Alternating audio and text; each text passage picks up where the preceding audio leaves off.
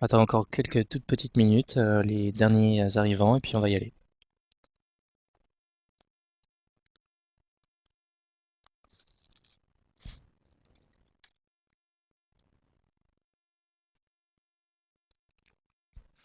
Pour ceux qui sont là, n'hésitez pas à cliquer sur la main pour dire que vous êtes prêts. Il y en a certains qui l'ont déjà fait, pour les autres, allez-y.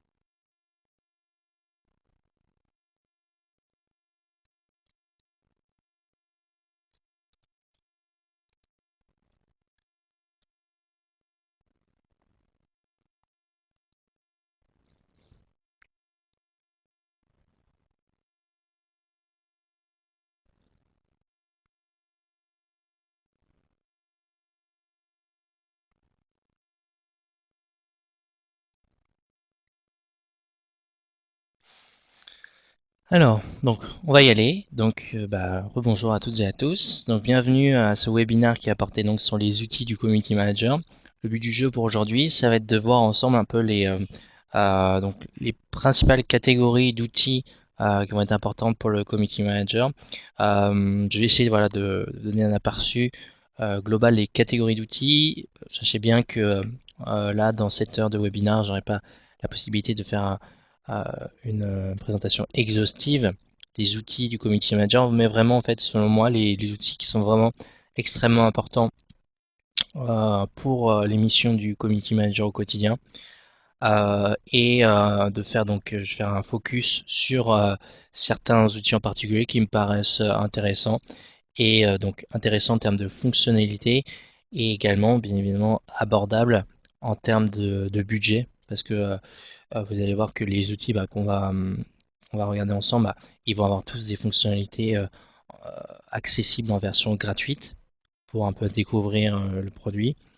Mais dès que vous allez avoir besoin de plus de fonctionnalités, des choses un peu plus intéressantes que dans la version gratuite, bien sûr, il faudra payer pour y accéder. Mais encore une fois, ça sera toujours des tarifs relativement raisonnables et accessibles pour les freelances ou pour des petites entreprises qui veulent aller sur les réseaux sociaux.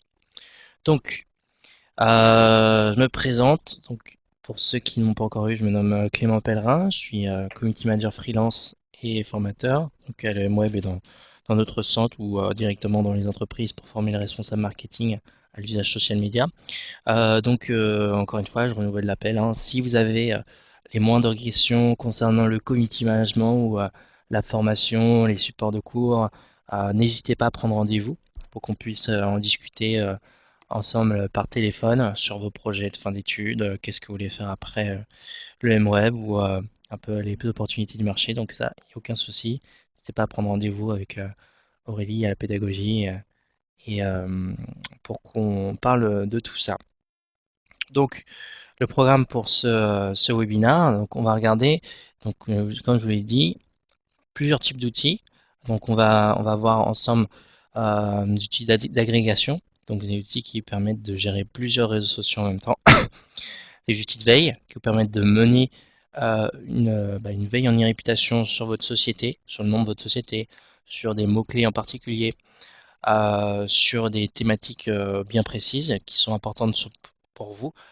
Et donc, c'est des outils qui vous permettront de détecter les derniers contenus avec les mots-clés déterminés.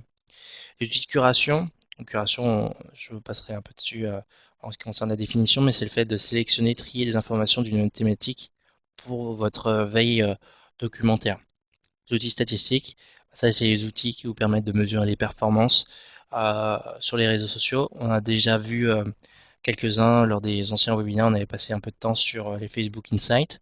Là, je passerai rapidement aussi dessus parce que c'est un outil qui est assez important.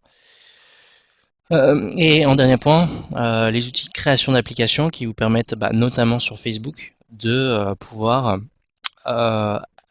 profiter de fonctionnalités complémentaires à ce que vous offre aux fonctionnalités déjà offertes par la page Facebook. Je vous montrerai un outil, à mon avis, que vous connaissez certainement déjà, qui s'appelle Social Checker, qui permet d'ajouter entre autres des jeux concours, des applications réseaux sociaux, des formulaires de contact, des newsletters, etc., etc.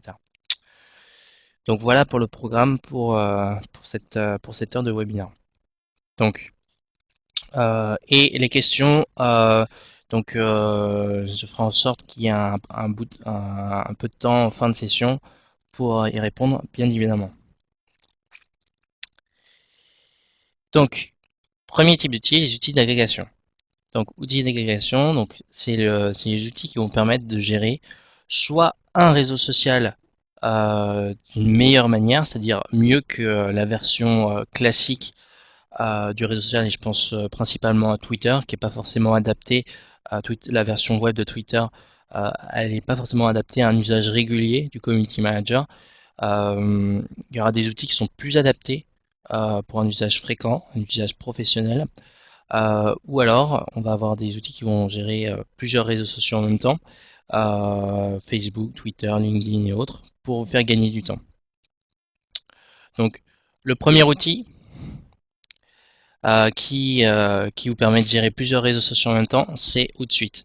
Donc, Hootsuite, en fait, c'est un outil qui est assez pratique. Pourquoi? Parce que il va vous donner la possibilité, en fait, de vous connecter avec votre profil Facebook, votre page Facebook.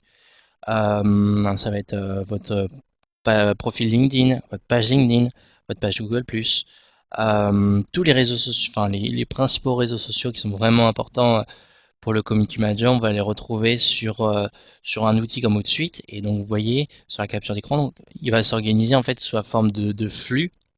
Donc les flux, en fait, c'est des différents types d'informations que vous allez pouvoir récupérer de vos réseaux sociaux. Donc là, sur cette première capture d'écran, vous voyez un flux mentions.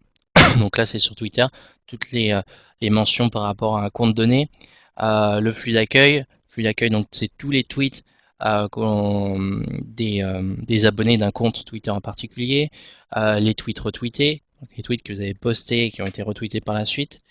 Voilà, ça c'est les informations qu'on a, et vous avez la possibilité de gérer sur le même, si vous voulez, sur le même dashboard, le même tableau de bord, plusieurs profils sociaux. Donc là, en fait, sur cette capture d'écran, là, j'ai trois colonnes qui appartiennent à un compte Twitter, et j'en ai une quatrième qui appartient à un autre compte Twitter. Donc ça aussi, c'est des choses que vous pouvez configurer, que vous pouvez paramétrer directement sur Hootsuite. En version gratuite, sur Hootsuite, vous serez à trois profils sociaux offerts, entre guillemets, gratuits. Et si vous en voulez plus, il faudra passer en version premium. Donc, comment marche l'outil? Vous arrivez, en fait, vous démarrez sur Hootsuite et il va vous demander d'ajouter un réseau social. Donc, il va vous permettre d'ajouter des réseaux comme Twitter, Facebook, Google+, LinkedIn, même WordPress si vous voulez, même si c'est pas super adapté. Donc, vous connectez en fait les réseaux que vous souhaitez pour ensuite en fait avoir la main dessus et pouvoir publier du contenu sur ces réseaux. Ensuite, donc quand je vous l'ai montré, vous pouvez, après avoir connecté vos réseaux, vous ajouter des flux. Donc là, par exemple, j'ai cliqué sur ajouter un flux, et il me dit, par exemple, pour Twitter, je peux ajouter mon flux d'accueil, les personnes qui m'ont mentionné, enfin, qui ont mentionné le compte, les messages directs, boîte de réception, boîte d'envoi. Donc ça, c'est les messages privés sur Twitter. Les tweets que vous avez envoyés, les tweets que vous avez mis en favori, les tweets que vous avez postés et qui ont été retweetés, les tweets que vous avez programmés. Voilà, ça c'est les fonctionnalités qui sont accessibles quand vous faites ajouter un flux sur Hootsuite. Ensuite, l'intérêt de l'outil, c'est que vous pouvez donc poster un message. Théoriquement, vous pouvez le poster sur plusieurs réseaux sociaux en même temps.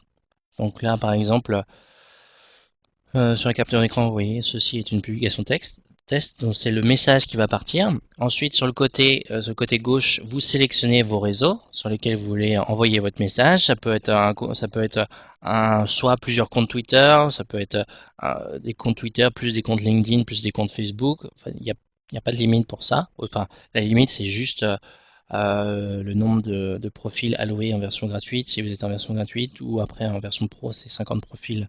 Donc là, vous êtes large. Euh, donc, une fois que vous sélectionnez les comptes sur lesquels vous envoyez un message, vous avez plusieurs possibilités. Vous avez la possibilité avec le petit trombone d'ajouter un fichier. Vous pouvez, avec le petit calendrier 30, vous pouvez programmer vos messages. Donc là, vous pouvez programmer vos messages sur tous les réseaux qui sont importants pour vous, quoi.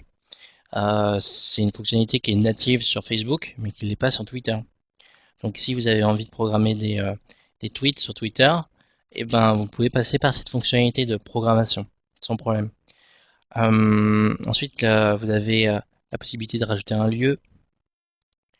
Vous pouvez choisir les paramètres de confidentialité par rapport à votre statut, comme en fait c'est le cas sur Facebook. Euh, donc voilà, pas mal de fonctionnalités qui sont directement disponibles sur Outsuite. Notamment, je pense que ce qui vous plaira, c'est la possibilité de pouvoir programmer vos publications. Et vous voyez en dessous en fait du message que j'ai écrit, ajouter un lien. Vous avez un petit encart, ajouter un lien. En fait, à quoi sert cet encart? Ça vous permet en fait de raccourcir un lien. Ça vous génère un lien oli, ow.ly. Et en fait, l'intérêt pour vous de raccourcir les liens, c'est que ça vous donne accès aux statistiques. Ça vous donne accès aux statistiques du nombre de personnes qui ont cliqué sur vos liens. Et du coup, ça peut être hyper intéressant dans certains cas de savoir combien de personnes ont cliqué sur les liens que vous avez postés depuis votre compte. D'accord? Donc ça, pour le coup, fonctionnalité hyper intéressante parce que Hootsuite regroupe aussi un espace où vous allez pouvoir obtenir toutes vos statistiques de performance, que ce soit en termes de clics sur vos liens, sur vos réseaux sociaux connectés, Twitter, Facebook, etc. Sur Hootsuite, donc vous allez recevoir bien évidemment euh, vos différents contenus sur le flux d'accueil. Vous pourrez interagir sur les messages les messages postés par les internautes que vous suivez. Vous pouvez leur répondre, vous pouvez mettre en favori un tweet, vous pouvez envoyer un tweet par email, vous pouvez envoyer une conversation. Euh, vous avez toutes les fonctionnalités en fait qui sont déjà présentes sur un Twitter, sur un Facebook, mais qui sont reproduites sur votre tweet. Voilà, pareil sur Facebook. Possibilité d'aimer un statut, de le commenter. Donc même fonctionnalité. Ensuite, donc, et ça, c'est une partie intéressante qu'on retrouvera sur Outsuite, c'est la possibilité pour vous d'accéder aux statistiques en fait. Donc là, par exemple, je vous avais parlé de clics sur les liens. Donc là, nombre de clics sur les liens raccourcis via Outsuite. Je vais avoir donc un reporting que je peux générer sur la période que je souhaite, une semaine, un jour, un mois. Et je vais savoir combien de personnes ont cliqué sur mes liens. Et donc je l'obtiens via un reporting qui s'appelle ow.ly click summary.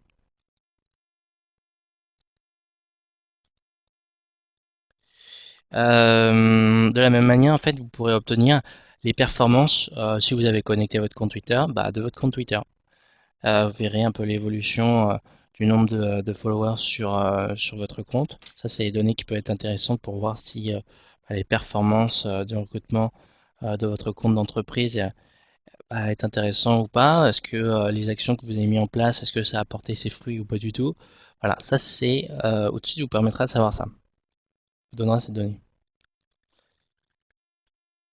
De la même manière pour Facebook, où en fait il va aller récupérer toutes les données qui sont déjà présentes dans les Facebook Insights et il va vous les afficher d'une manière différente. Si vous voulez, vous allez me dire quel est l'intérêt s'il y a déjà les Facebook Insights d'avoir ces statistiques sur Outsuite. L'outil, lui, ce qu'il va vendre, entre guillemets, c'est que vous vous retrouvez tout au même endroit pour tous vos réseaux. Voilà, c'est pour vous éviter de revenir sur les Facebook Insights. Euh, voilà, donc c'est ça en fait qui va être intéressant, c'est le fait d'avoir tout au même endroit, de ne pas avoir forcément à revenir sur tel ou tel réseau pour accéder aux statistiques. Mais ça, c'est dans le cas où vous utilisez Outsuite, bien sûr. Et de la même manière, pour vos pages LinkedIn, vous pourrez obtenir les résultats de vos, enfin les performances de vos campagnes, que ce soit les campagnes de contenu que vous allez poster sur votre page classique ou les campagnes publicitaires que vous mettez en place.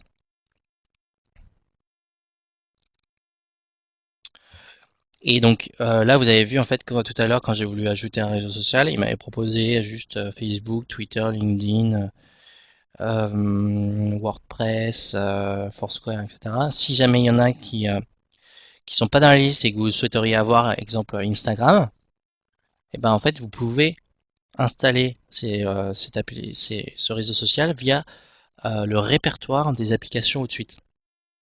Et donc là, vous voyez, en fait, c'est un développeur externe à Outsuite qui s'est dit, bah moi, je trouve ça dommage de ne pas avoir Instagram sur Outsuite. Je donne la possibilité aux internautes d'installer l'application. Mais c'est quelque chose qui n'est pas de Outsuite, c'est juste un complément, si vous voulez. C'est un complément de fonctionnalité qui est offert par un développeur. Et dans les applications, vous allez avoir et euh, des, euh, et des applications type Instagram, des réseaux sociaux, et vous allez avoir aussi peut-être des applications de veille en e-réputation qui vous permettent de faire de la veille directement sur Outsuite. En fait, c'est pour en gros l'Outsuite l'outil ce qu'il veut, c'est que vous vous sentiez un maximum chez vous sur Outsuite pour que vous ayez un maximum de fonctionnalités et que vous vous en bougiez plus quoi. C'est un peu ça le but de l'outil. Et donc ça, vous pourrez accéder à ce type de fonctionnalité via le répertoire des apps.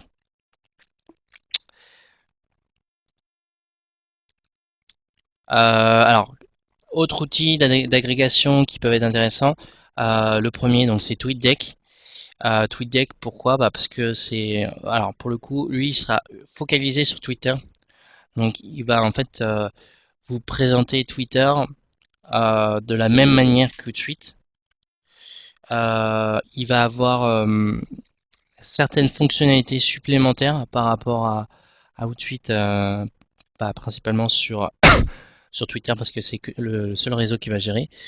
Notamment en termes il va avoir une colonne supplémentaire pour vous afficher toutes les notifications par rapport à votre compte, ce que Outsuite ne fait pas.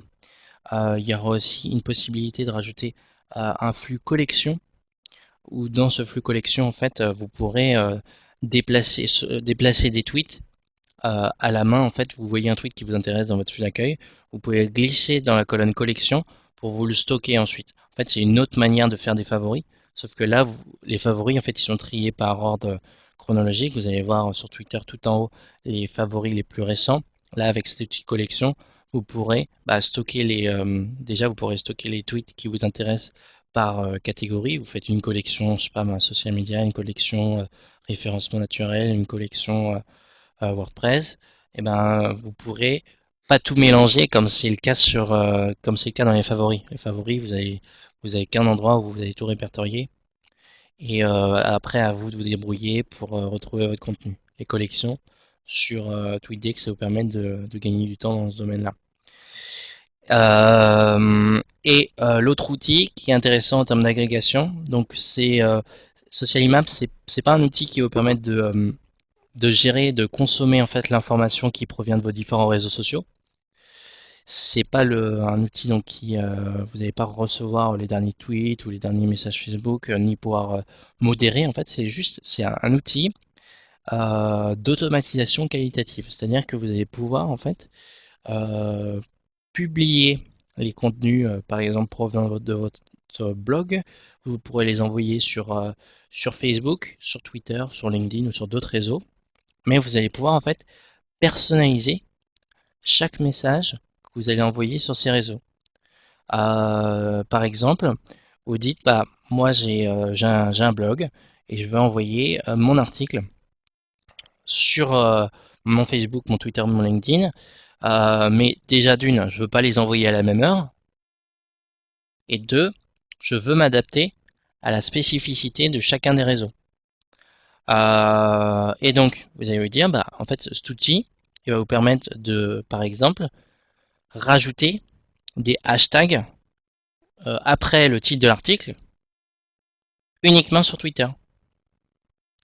Vous allez pouvoir dire aussi, moi je veux que l'article, une fois qu'il est publié, il aille d'abord sur Facebook et sur Twitter, il soit publié 1 heure après et sur LinkedIn, il soit publié 2 heures après. Donc c'est pour ça en fait que il se vend en fait l'outil comme un outil d'automatisation qualitative pour que on ait l'impression, vu de l'externe, que ça a été fait à la main, que ça a été retravaillé, mais qu'en vrai, c'est fait de manière automatique et vous pouvez tout customiser en fait à l'avance. Ce qui fait que si c'est bien paramétré, votre social map, bah, vous n'avez plus après qu'à vous n'avez plus à vous avez plus à vous occuper de la publication de vos contenus parce qu'il va le faire tout seul sur vos différents réseaux et de manière la plus adaptée possible. Donc c'est ça un peu le but de l'outil Social Map. Ensuite, vous avez les outils de veille. Donc les outils de veille, ça, c'est les outils qui vous permettent de scanner donc tous les résultats qui vont se faire sur un mot-clé donné sur votre entreprise.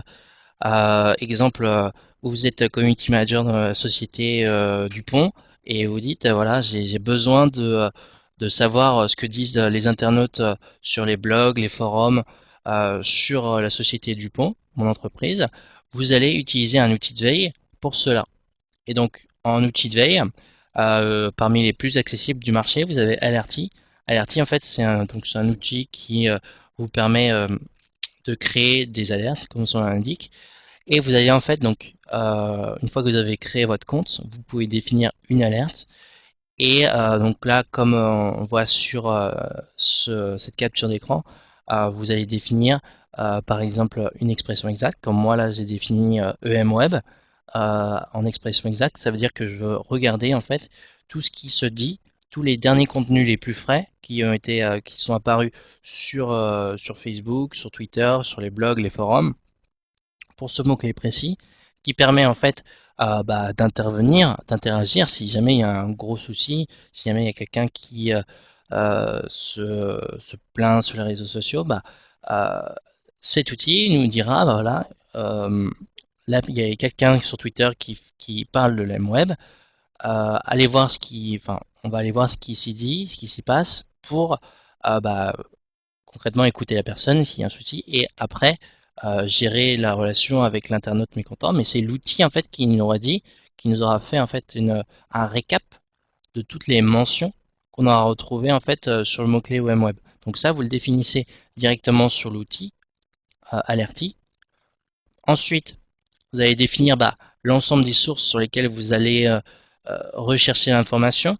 Donc là, qu'est-ce qu'il nous donne comme possibilité sur l'outil? On va donner les articles, les forums, les microblogs, les vidéos, les images, le web, les réseaux sociaux. Donc par défaut, en fait, vous allez tout cocher pour avoir un maximum de résultats sur dans votre récap en fait de résultats. Quand il va vous lancer l'alerte, vous allez tout demander pour avoir un maximum pour ne rien laisser passer en vrai. C'est ça l'objectif. Et une fois que vous avez tout sélectionné, vous avez sélectionné votre langue, les sources, l'outil va travailler et va vous sortir donc tous les résultats, les derniers résultats. Donc en général, c'est les résultats qui sont sur les dernières semaines concernant le ou les mots-clés que vous avez définis. Et donc là, sur la capture d'écran, on voit qu'il y a principalement du Twitter qui ressort avec des personnes. Soit c'est le compte de l'MWeb qui ressort, soit c'est des personnes qui mentionnent le MWeb sur leurs réseaux sociaux. Ça peut être très bien du Facebook. Alors Facebook, ça sera uniquement quand les personnes vont créer un statut en public. Sur Twitter, ça va être tout le temps, parce que 99,9% des tweets sont publics. Vous allez voir les blogs, les forums. Partout où on va parler de l'MWeb, vous allez donc pouvoir retrouver ces résultats et intervenir le cas où vous trouvez sur votre société une requête négative. Et l'intérêt de l'outil, c'est que là, donc dès lors que vous avez créé votre alerte, ce qui se passe, c'est que vous allez vous dites, je vais pas revenir tous les jours sur Alerty pour savoir ce qui s'est dit sur l'entreprise. C'est pas agréable. Vous n'allez pas y penser tous les jours. En fait, l'outil va vous envoyer tous les jours ou en temps réel. En fait, ça, c'est vous qui allez choisir un récap par mail qui va en fait vous montrer exactement en fait ce que je vais montrer là, mais sous la forme d'un mail. Et ce qui fait que bah quand vous allez vivre dans votre boîte mail, enfin oui vous faites déjà, vous allez recevoir un mail d'alerte, vous l'ouvrez, vous regardez ah qu'est-ce qui s'est dit sur ma société ou sur les mots clés que vous avez définis. Est-ce que vous avez besoin d'intervenir? Si vous n'avez pas besoin d'intervenir, bah tant mieux. Vous pouvez passer votre temps à autre chose. Sinon, bah vous pouvez interagir dès que vous trouvez quelque chose d'anormal ou de négatif sur la société. En outil concurrent, donc c'est Mention. Mention, donc il va être dans les mêmes, il va avoir les mêmes fonctionnalités qu'Alerty. Il va avoir pour objectif aussi de détecter tous les contenus qui portent sur un ou plusieurs mots-clés euh, divers. Et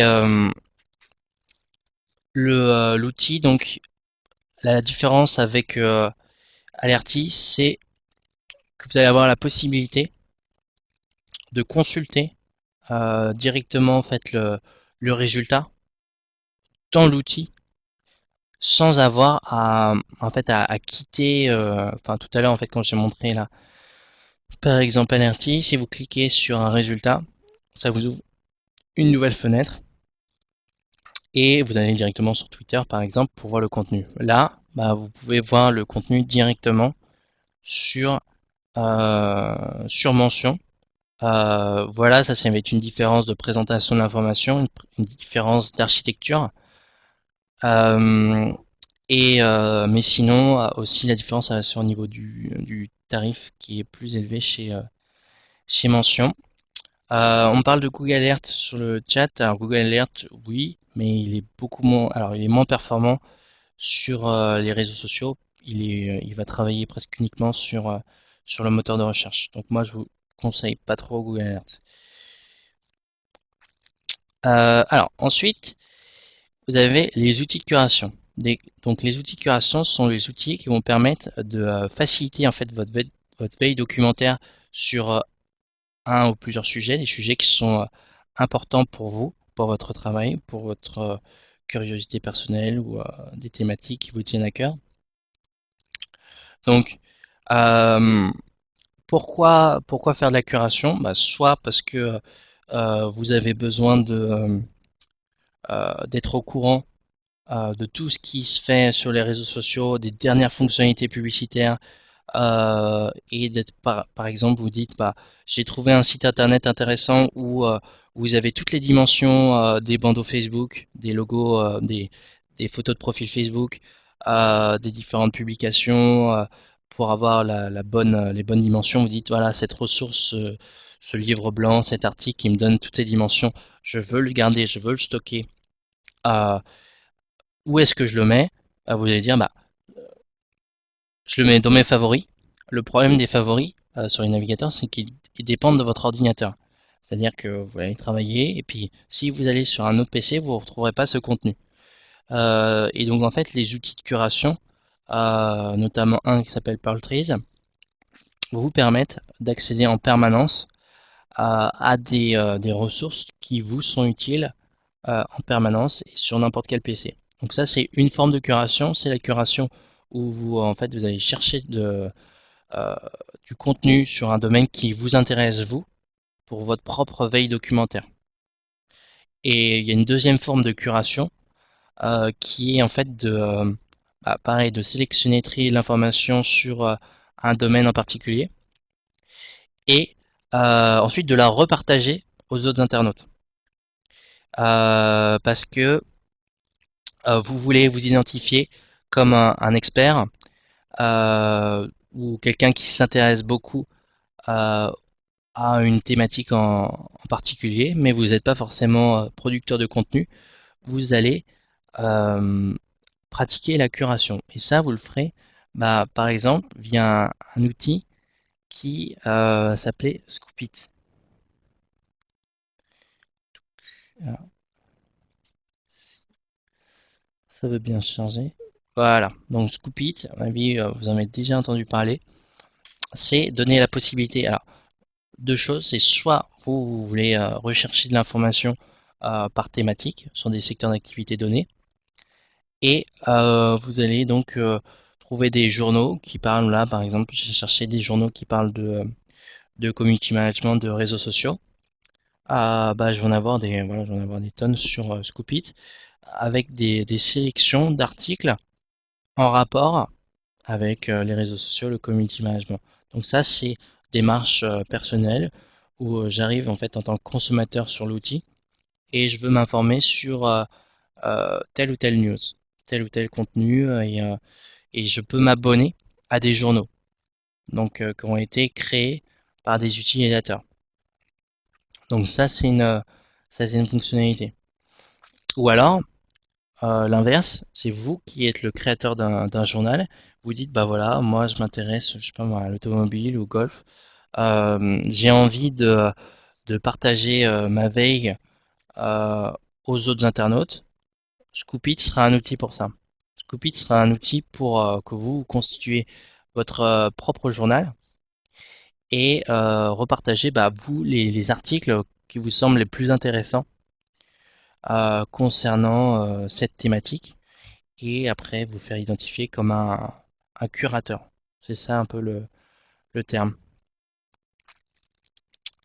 Donc si vous avez besoin de rechercher de l'info sur des thématiques données, Scoopit, bah, c'est travail déjà tout mâché pour vous parce que les internautes, les utilisateurs, les créateurs de journaux, bah, eux vont segmenter la recherche de contenu par thématique.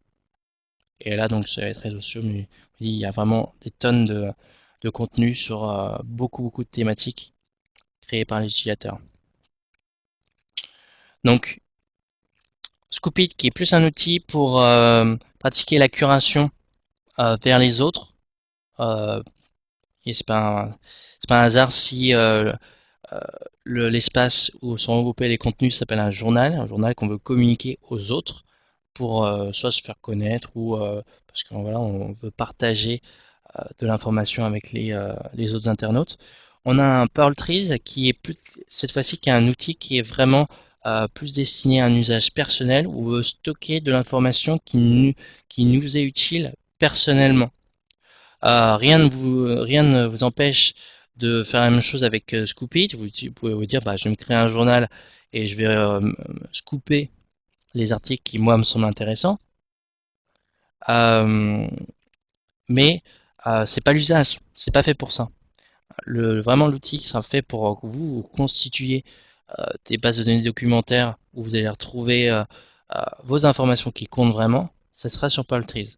Moi, en fait, personnellement, je me souviens de Paltrees comme outil pour stocker vraiment les ressources, les blogs américains, par exemple, qui comptent vraiment pour moi, qui sont des bonnes sources d'informations. Je vais aller sur cet outil parce que j'ai déjà tout stocké. J'ai déjà tout mis et j'ai plus besoin de les mettre sous forme de favoris, etc. Ils sont déjà sur Paltrees. Donc voilà comment ils vont apparaître aux yeux des internautes. Donc ce qui se passe, c'est que quand vous êtes en version gratuite, tous les contenus que vous allez parler sont visibles de tous. Et c'est la version en fait premium qui fera que bah, si vous avez une curation ou des informations que vous voulez stocker juste pour vous, de manière personnelle, et que vous voulez pas que ce soit public, bah, vous allez passer en version premium. Je crois que c'est 5 euros par mois pour passer en version premium. Et eux, ce qu'ils veulent, Paltry, c'est devenir un peu comme un Dropbox. Au final, c'est pour que vous puissiez stocker un maximum de données sur en ligne sans que vous ayez à les avoir sur votre ordinateur. Donc il se rapproche vraiment du cloud dans ce domaine-là. Et de la même manière en fait que sur Scoopit, vous allez avoir la possibilité de rechercher des contenus par, euh, par mots-clés, comme là j'avais tapé réseaux sociaux. Euh, vous allez avoir des personnes qui, comme moi, ont déjà créé des collections. Donc là, ça s'appelle les petits encarts en fait que vous voyez, cette présentation un peu à la à la Pinterest. Donc ça s'appelle des collections. Avant, ça s'appelait des Pearl Tree.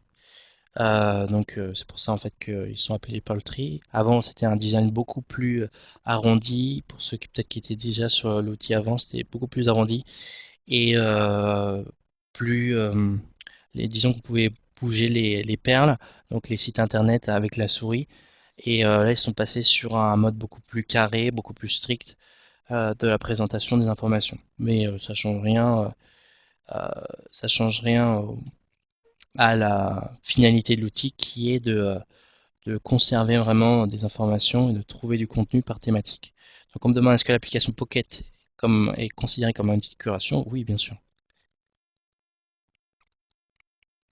Les outils statistiques, donc ça c'est les outils clés hein, pour vous, pour la mesure des performances de vos campagnes publicitaires, c'est de savoir bah, concrètement, vous avez communiqué au fur et à mesure du temps sur votre page Facebook, vous voulez savoir bah, les bénéfices en termes de portée, d'engagement de vos contenus. Et donc, euh, c'est intéressant bah, de savoir quels sont les outils statistiques à votre disposition. Vous en avez des gratuits qui sont à disposition de tous. Euh, le premier outil, je pense que vous connaissez tous, c'est Facebook Insight. Donc c'est les données qui vont être accessibles dès que vous avez plus de 30 fans sur votre fanpage.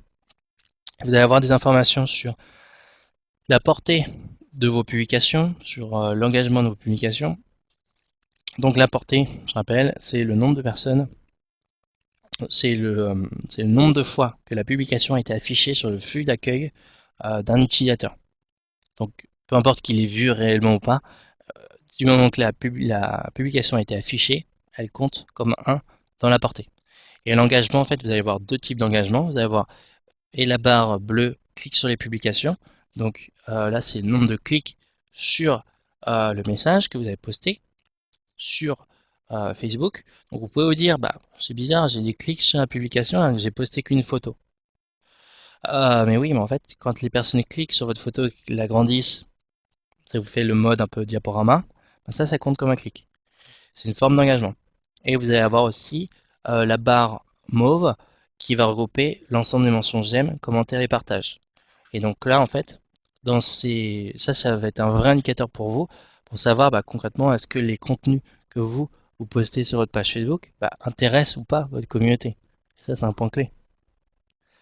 C'est un vrai point clé pour savoir bah, est-ce que vous êtes dans la bonne direction, est-ce que les contenus que vous apportez à votre communauté les intéressent. Donc c'est dans ces Facebook Insights que vous aurez ces informations. Vous aurez entre autres l'information en ce qui concerne l'évolution de la taille de votre communauté pour voir concrètement si pour une période donnée, une période délimitée, vous avez recruté des fans sur votre page ou pas du tout. Vous avez un échéancier en fait qui est à votre disposition là en haut à droite de la capture d'écran qui vous permet de dire voilà, je veux savoir sur combien de temps, je veux savoir sur telle période combien j'ai gagné de fans. Mettez bah, le plus souvent en fait quand vous faites votre reporting, vous le faites sur un mois et vous allez voir bah, du 1er par exemple du 1er novembre au 1er décembre, bah, combien est-ce que vous avez gagné de fans. Ça va être une donnée importante. Ça, c'est des choses qu'on va vous demander, quoi. C'est clairement des choses qu'on va vous demander. Euh, est-ce que les actions, en termes de contenu, en termes d'événementiel, en termes de campagne publicitaire que vous auriez mis en place sur votre page Facebook, par exemple, bah, est-ce qu'on a eu le moindre impact sur vos campagnes, enfin sur le nombre de fans qui sont présents sur votre page. Donc ça va être une première donnée qui doit être prise en compte par le community manager. Et ensuite, c'est pas tout de savoir que vous avez gagné en nombre de fans. Il faut vous assurer que concrètement, les fans qui sont présents sur votre page correspondent euh, à votre cible marketing. Et donc, vous allez avoir dans les Facebook Insights tout ce qui est données démographiques. Où vous allez voir concrètement en fait une répartition du nombre des femmes et des hommes sur votre page. Vous allez avoir des informations en termes de tranche d'âge. Donc ça va aller de 13 à 17 ans, 18-24, 25-34, 35-44, etc., etc. Donc ça va dépendre de tout ce, enfin, ça va vraiment dépendre en fait de ce que vous vendez. Ça sera pas la même chose si vous vendez des chaussures pour enfants ou si vous vendez, je sais pas moi, des services pour des experts comptables. Voilà. Donc ça va dépendre vraiment en fait de vos objectifs marketing, à qui vous vendez vos produits, et si vous voyez que ces données correspondent à votre type marketing, c'est-à-dire que le contenu que vous allez proposer intéresse votre cible. Et donc vous allez avoir des informations sur concrètement en fait les pays, enfin la provenance de vos fans par pays, par ville, par langue. Et donc vous allez avoir plusieurs types d'informations. Donc vous allez avoir les données graphiques de vos fans. C'est le premier onglet en haut à gauche. Vous allez avoir les informations, donc les personnes qui voient vos publications. Donc ça peut être différent aussi. Et vous allez avoir les personnes engagées. Donc c'est les personnes en fait qui vont interagir sur vos contenus. Donc il peut y avoir un vrai écart. Et la donnée la plus importante, c'est concrètement quelles sont les personnes qui interagissent sur vos contenus, qui est intéressé par vos contenus. Donc ça va être une vraie donnée.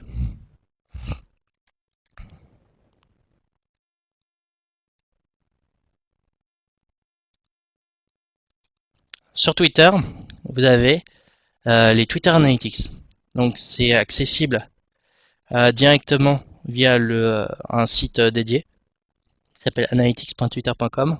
Et donc sur cet outil, vous allez avoir des informations pour chacun des tweets que vous allez poster en termes d'impression, en termes d'interaction sur vos tweets, en termes de taux d'engagement.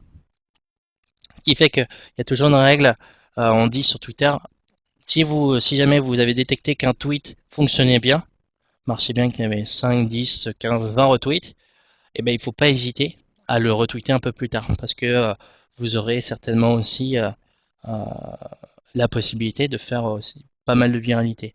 Et donc c'est dans les insights, dans les Facebook, dans les Twitter Analytics que vous aurez des informations en termes d'engagement, en termes de clics sur les liens. Vous connaîtrez donc le nombre de personnes qui ont cliqué sur vos liens. Donc une donnée qui peut s'avérer pas mal intéressante pour votre reporting. Vous allez voir aussi un outil qui s'appelle Twitter Counter. Donc là, vous allez pouvoir mesurer, un peu comme on l'avait sur Facebook, euh, l'évolution de la taille de votre communauté sur Twitter sur une période donnée. Mettons encore une fois du 1er novembre au 1er décembre, vous voyez combien de followers vous avez gagné, combien de following, donc là c'est les abonnements, donc ça vous allez mettre de ça, et voir concrètement est-ce que vous avez gagné, perdu, ou est-ce que ça stagne du côté du nombre de followers sur votre compte. Donc ça va être une vraie information aussi. Et vous pourrez y accéder, par exemple, via un outil qui s'appelle Twitter Counter.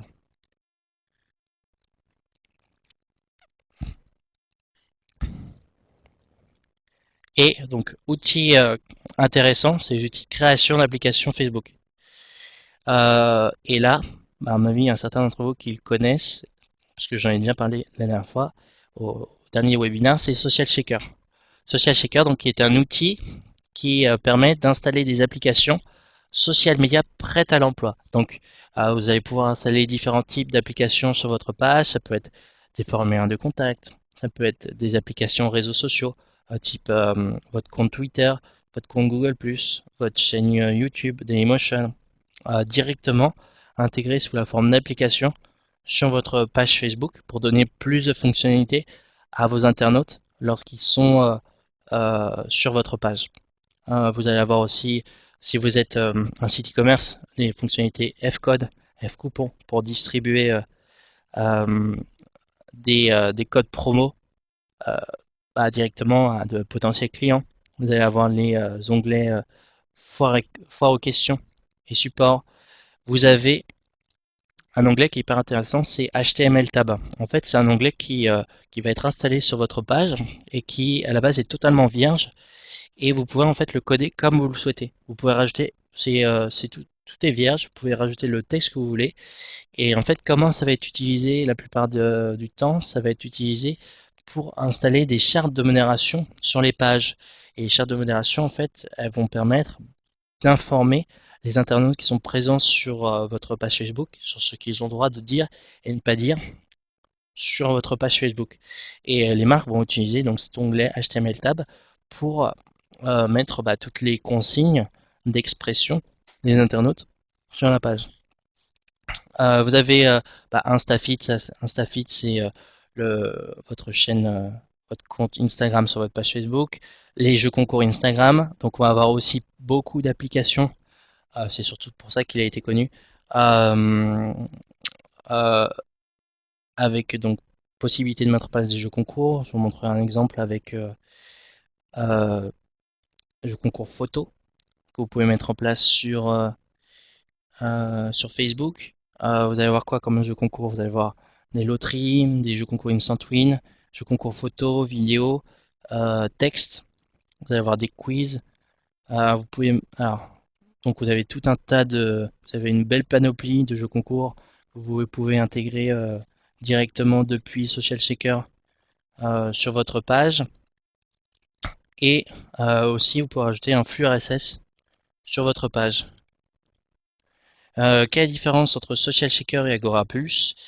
La différence, ils fonctionnent pas de la même manière au niveau du pricing, au niveau des tarifs. Il me semble qu'ils sont un peu plus chers que Social Shaker. Et aussi, il y a en fait, Agora Pulse, il va y avoir des fonctionnalités de statistiques par rapport à tout ce qui est performance de vos pages Facebook ou de vos comptes Twitter. Donc, il y aura plus de fonctionnalités. Il va se rapprocher beaucoup d'outsuite dans la mesure des statistiques Agorapulse. Donc disons que ça va être Agorapulse, c'est un mélange entre Social Checker, un peu d'application et outsuite de la statistique et de la gestion de compte en ligne. Donc Social Checker, vous choisissez votre application dans la base de données, vous la configurez. Donc vous avez le Social Checker Universe pour définir date de début et date de fin de votre jeu concours. Vous remplissez tous les champs. Vous personnalisez donc tous les paramètres pour bien informer vos internautes de comment ils vont participer au jeu concours, comment ils vont pouvoir gagner la récompense promise. Voilà, date de début, date de fin, pour au final vous proposer une application qui pourrait ressembler à celle-ci. Donc là, c'est un exemple de jeu concours photo organisé en ce moment par Asus, où là, la consigne c'est fan d'Asus, prouvez-le et tentez de remporter un Zenfone 5. Donc les personnes prennent en photo voilà, un téléphone ou ils montrent d'une quelconque manière qu'ils sont fans de la marque et ils vont inviter ensuite leurs amis pour voter et peut-être remporter la récompense. Voilà, donc là on a fait le tour des outils du Community Manager, vraiment les basiques, enfin ceux qui sont très très importants. Donc maintenant je suis à disposition pour vos questions.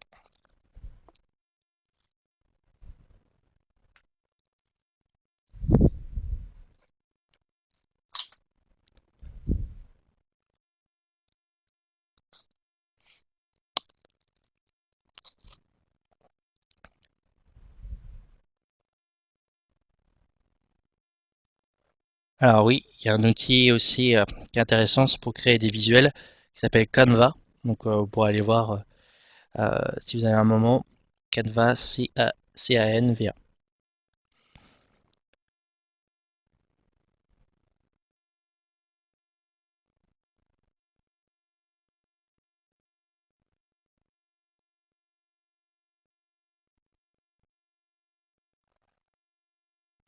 Alors, IF, IFTTT est un outil intéressant.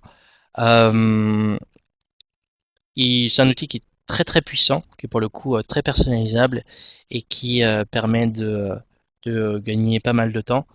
Je vous invite aussi à aller jeter un coup d'œil à cet outil qui se rapproche, enfin qui est un outil, une forme d'outil d'agrégation qui vous permet aussi de d'automatiser votre présence en ligne sur les réseaux sociaux. Alors, combien est-ce que ça représente en coût, coût total de ces outils? Il faut savoir, bah, là par exemple un Alerty euh, en mensuel, je crois qu'ils sont aux alentours de peut-être de 20-30 euros mensuels. Et ou de suite, je crois que c'est 10 dollars par mois. Euh, Si vous voulez utiliser plusieurs de ces outils régulièrement, il va falloir compter un budget peut-être entre 100 et 200 euros par mois euh, pour, euh, pour l'ensemble de ces outils. Vous n'êtes pas obligé de les utiliser tous. Il y a un choix, un vrai arbitrage que vous devrez faire en fonction des outils que je vous ai montrés ou d'autres, hein, parce que je n'ai pas montré bien sûr l'éventail de tous les outils, et que ce soit de veille, des outils d'application, de création d'applications, parce que là je vous ai montré Social Checker, mais vous avez AgoraPulse, Reflex Media, Contest App, Sobuzz, vous en allez avoir vraiment beaucoup. En fait, ils vont faire des pricing, des tarifications à chaque fois différents. Donc après, à vous de voir vraiment en fonction de vos usages, en fonction de ce que vous avez besoin. Euh, Ça sera vraiment très personnel. Enfin, un choix très personnel. Mais si vous utilisez ces outils-là, alors moi, il faudra que vous ayez au moins un outil de veille, un outil d'agrégation, parce que gérer plusieurs réseaux sociaux en même temps, vous n'allez pas ouvrir plusieurs onglets, ça devient vite ingérable et les fonctionnalités natives euh, surtout Twitter c'est pas suffisant. Donc, outils d'agrégation, outils de veille. Vous pourrez avoir besoin ponctuellement si vous faites des jeux concours de Social Checker. Social Checker, il devient payant au-delà de 1000 fans. Donc ça pour le coup, ça pourra représenter un petit budget. NetVibes est un outil très intéressant pour la veille. Là aussi, qui est très très euh, customisable. Vous pouvez avoir sur le même dashboard et votre boîte mail et vos différents réseaux sociaux et la météo et des flux RSS de journaux bien particuliers. Ce qui se passe, c'est que c'est voilà, c'est un vrai outil de veille. Même s'il permet d'intégrer des réseaux sociaux, il est pas top top pour gérer vraiment vos conversations avec les autres internautes qui pourraient interagir avec vous. C'est pas le mieux. Voilà, c'est surtout un outil de veille. Alors, à combien peut-on vendre un jeu concours en tant que prestataire? Bah, ce qui se passe, c'est que vous avez compté le prix du jeu concours. Donc, mettons avec Social Checker, ça vous coûte 39 euros si vous êtes à plus de 1000 fans. Côté le coût du règlement. Le règlement, ça va être quoi? Entre 100 et 200 euros selon le prestataire que vous choisissez. Vous comptez le prix de la récompense. Vous comptez éventuellement le prix de la promotion du jeu concours. Donc, en gros, là, fourchette basse, vous êtes, enfin, peu importe le prix, enfin, si vous choisissez après une récompense qui est offerte par votre entreprise, ça vous fait payer donc le prix de l'application et le prix de validation de règlement. Ça vous fait quoi? Minimum 150, au pire 300 euros. Après, vous facturez ce que vous voulez, hein.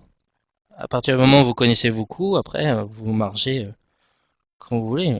Si vous avez un client qui a des sous à facturer quand vous voulez. Enfin, si vous connaissez combien ça vous coûte vous, après, c'est à vous de facturer pour vivre en tant que prestataire votre vie correctement.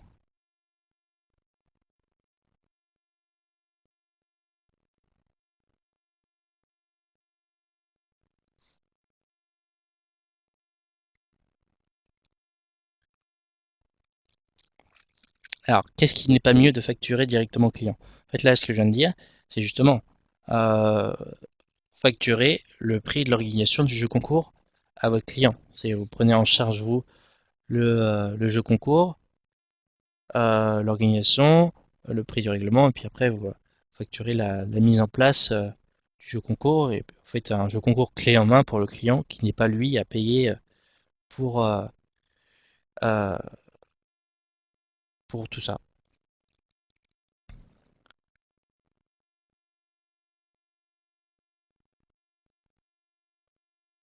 Alors, donc, j'ai plusieurs questions qui sont posées en même temps. Alors, je les lis. Alors, la veille, et donc surveiller sa marque et la curation, surveiller un domaine bien spécifique. Alors, sur la veille, je suis d'accord. Oui, c'est surveiller ce qui va se dire sur sa marque. La curation, en fait, c'est plus que surveiller ce qui se dit sur un domaine. C'est au-delà de surveiller, c'est d'aller en fait piocher des articles, des ressources d'une manière générale, qui sont très importantes pour vous, que vous jugez intéressantes, et ensuite vous voulez les stocker à un endroit bien précis, sur Scoopit, sur Poultries. Ça, en fait, ce mécanisme d'aller piocher l'information et de la stocker dans des outils, ça s'appelle la curation. Sinon, juste veiller sur un domaine particulier ou veiller sur une entreprise, c'est de la veille. C'est pareil. La curation, c'est le fait d'aller euh, trier l'information et de la stocker.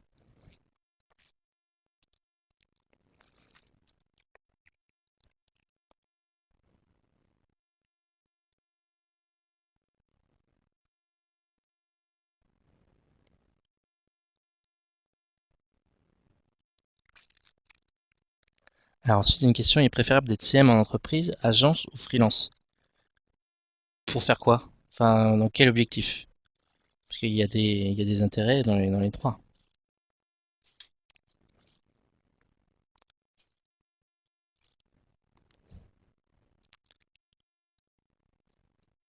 Bonne question. Donc, ça sera la dernière question à laquelle je vais essayer de répondre. Donc, euh, est-ce qu'il vaut mieux être CM en entreprise, en agence ou en freelance?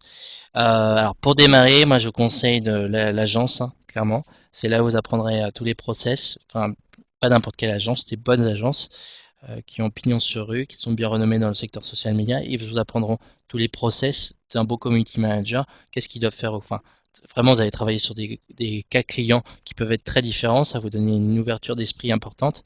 Ça, je peux vous le recommander. Je pense que c'est intéressant de le faire. Après, l'agence, c'est très particulier, c'est très intensif niveau charge de travail. Et vous pouvez vous dire, bah, c'est pas forcément là où ça rémunère le mieux, mais c'est là où on apprend le mieux en tout cas. En entreprise, si vous trouvez une entreprise qui vous plaît beaucoup, dont le secteur d'activité vous passionne et vous voulez passer vraiment beaucoup de temps, enfin, c'est là où vous comptez vous développer, vous pouvez y aller aussi, il n'y a aucun problème. Faut juste que vous soyez sûr que vous ne serez pas tout seul à monter le pôle social media. Ça, c'est moi, je le vois beaucoup en fait des stagiaires avec lesquels j'ai travaillé, que j'encadre et qui ont trouvé en fait un stage dans une entreprise. Ils m'ont dit voilà, le pôle social media, tout est à faire, tout est à créer. On te donne les clés et pour le coup, bah c'est trop compliqué, c'est trop dur. Vous pouvez pas le faire. Quand vous lancez en tant que stagiaire, vous pouvez pas créer un pôle social media pour l'entreprise, sachant que ça veut dire que le patron qui vous a donné ça, lui, il veut se débarrasser de social media, il n'a pas trop compris. Donc c'est pas la bonne option. Il vaut mieux plutôt que vous passiez dans des entreprises où il y a déjà quelqu'un au social media qui soit prêt à vous coacher, à vous encadrer dans ces missions-là. Et après, le freelance vient ensuite. Lorsque vous avez de l'expérience soit en agence, soit en entreprise, je dis voilà, ça y est, je suis prêt moi à facturer les entreprises, je suis prêt à leur apporter une vraie expertise, une vraie expérience. Là, vous passez en freelance.